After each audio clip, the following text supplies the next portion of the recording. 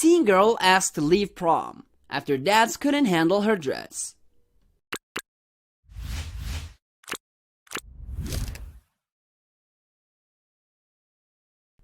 Clare Ettinger and her boyfriend James Thompson were thrilled to be attending their first high school prom together.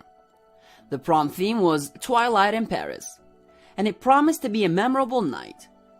However, 17-year-old Clare had no idea that her night would end early, all because of chaperones and dads who were scandalized by her cocktail dress. Even homeschooled children go to the prom. A group of homeschooled teenagers who do activities together attended a prom affiliated with a local church. Clare Ettinger was extremely excited to have the opportunity to go to prom. As a tall, curvy girl, she always idolized Marilyn Monroe. When she started looking for the perfect prom dress, Clare wanted something sparkly and gorgeous. But there was one more thing that was important to her. Clare wanted to be sure she complied with the event's dress code. Organizers required young women to wear dresses that were long enough to correspond to their fingertips. As long as the dress was below the fingertip line, it was within the rules. At least, that's what the organizers said until Clare and James showed up at the prom. The prom was held at the Methodist church. Clare and her date arrived dressed to the nines. Clare had blonde hair, lipstick, and sparkly silver dress. James and Clare were ready to dance the night away. However, the adults had other ideas. As soon as Clare arrived, she attracted unwanted attention from the adults. A chaperone named Annie Duncan immediately told Clare that her dress was too short. Patiently, Clare showed her that the dress was longer than her fingertips, so she had not broken any rule. She politely told Duncan that the dress only looked different than what the other girls were wearing because she was tall and curvy. Many of Clare's classmates were wearing dresses that were even shorter.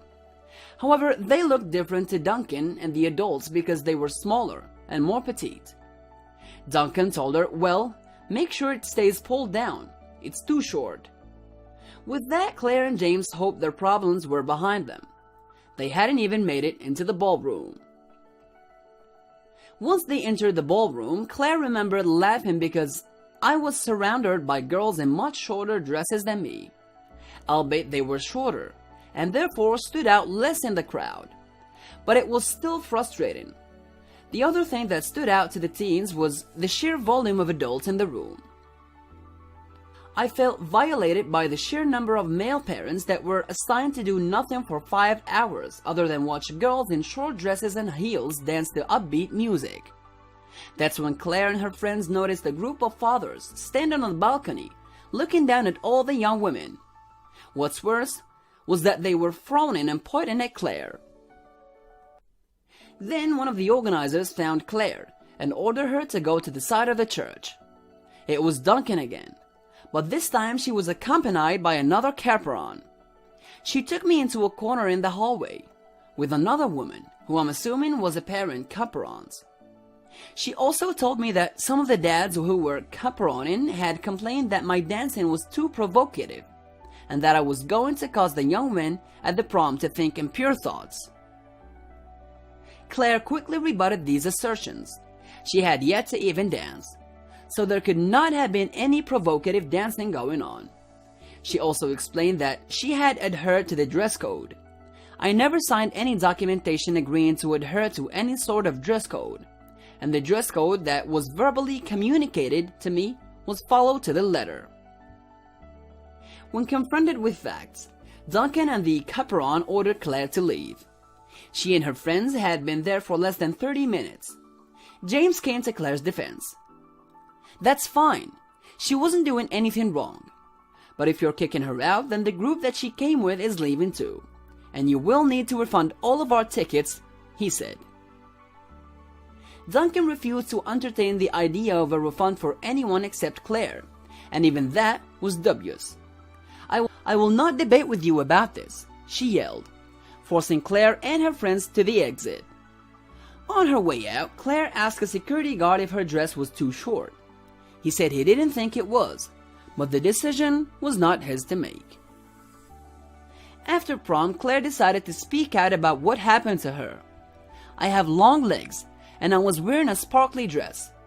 I didn't look like most of the 13 to 15-year-old girls there. I looked like a woman. As I am so tired of people who abuse their power to make women feel violated and ashamed. I was told that the way I dressed and moved my body was causing men to think inappropriately about me, implying that it is my responsibility to control other people's thoughts and drives." As the first spread online, the chaperones claimed they were not looking at her, but Clare and her friends knew what they saw.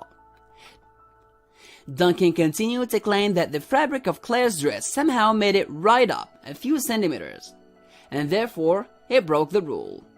"The dress was right below her butt cheeks by the time I saw her," Duncan said. "Imagine having a chaperone examining every inch of your body."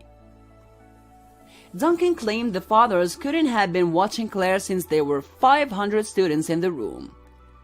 But that ignores the fact that when the lady kicked me out, they said the dad had complained about my dancing, and that meant that they had to have been watching me. Clare wrote about her experience online, did interviews, and made a vlog telling women and girls that there is nothing shameful about their bodies. This is a message to girls built like me, who can't find jeans that fit, the girls with long legs, who are forced to prove that their dress fit the dress code, just because they have more legs showing than most girls. This is a message to the women who understand that sometimes it doesn't matter how much you pin a dress, you're still going to have cleavage show when you bend over. Enough with the bad shaming.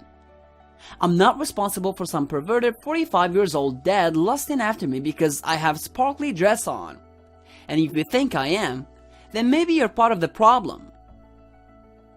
Clare's story went viral. Some people pointed out that James was black, and it was possible that the chaperones and fathers didn't like that they were an interracial couple. Many people were outraged by the way Clare was treated, but when they started peppering the organizers' Facebook with comments, Clare called them off. She didn't want the people who organized the prom to feel harassed. Nevertheless, the organizers still preferred to shut down their Facebook group rather than defend their actions, face criticism, and engage with their critics. In the meantime, the organizers never refunded Clare's money. Clare heard from hundreds of women who supported her and could relate to her story. They felt empowered by the way Clare handled herself.